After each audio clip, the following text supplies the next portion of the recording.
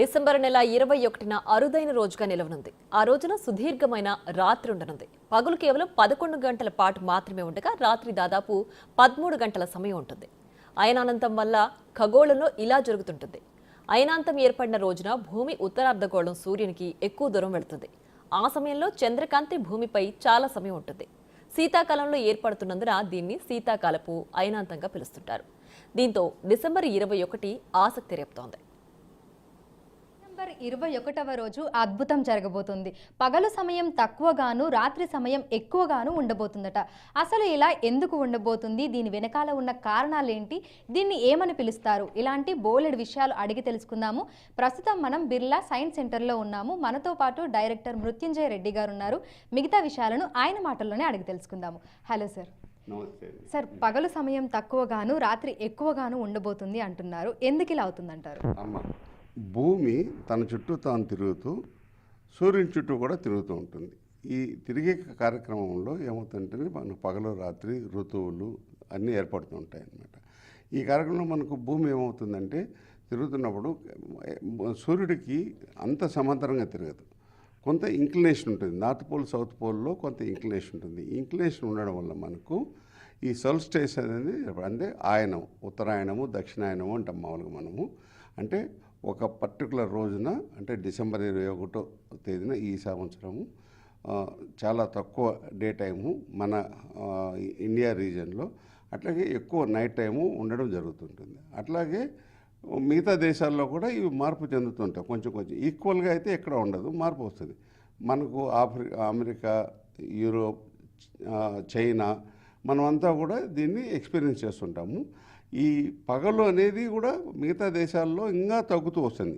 North పోల్కి పోయే కొద్దీ పగలు అనేది చాలా తగ్గిపోతుంది, నైట్ అనేది కొంచెం ఎక్కువ వస్తుంది అనమాట.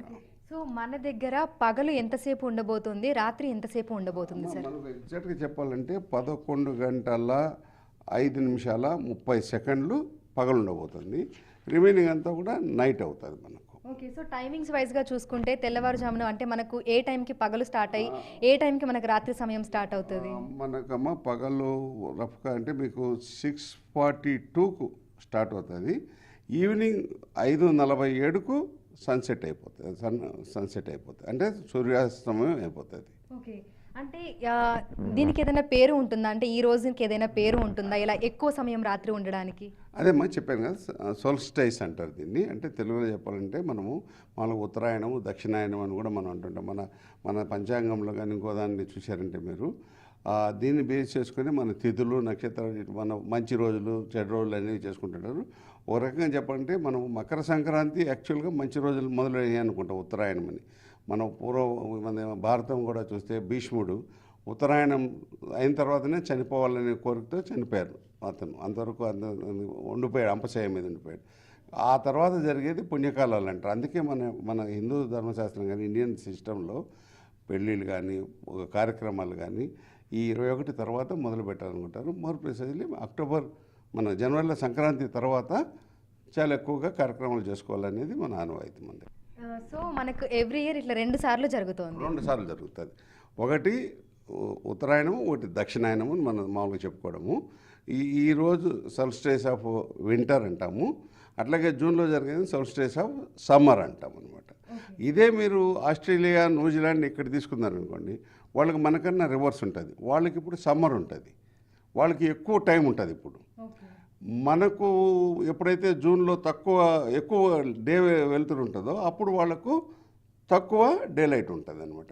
ఈ ఉత్తర ధ్రువము అంటే మనం నార్థన్ హెమిస్ఫియర్, సదరన్ హెమిస్ఫియర్ అంటే మనము భూమిని గుండ్రంగా తీసుకున్నప్పుడు పై పక్కన ఉన్నప్పుడు మనకు ఒక కాలమాన పరిస్థితులు ఉంటాయి. భూమికి కింది భాగాన ఉన్న వాళ్ళకి, ఈక్వేటర్ కింది భాగం ఉన్న వాళ్ళకి ఇంకొక కాలమాన పరిస్థితులు ఉంటాయి. ఓకే సార్, థ్యాంక్ యూ అమ్మా.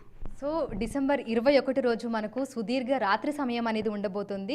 సో ఒక్కసారి మనకు డైరెక్టర్ సార్ చెప్పినట్లుగా కూడా మనకు ఉదయం 6:42 మనకు ఉదయం అనేది అవుతుంది. అదేవిధంగా సాయంత్రం 5:47 మనకి ఇంకా అప్పటి నుంచి మనకు రాత్రి సమయం అనేది స్టార్ట్ అయిపోతుంది.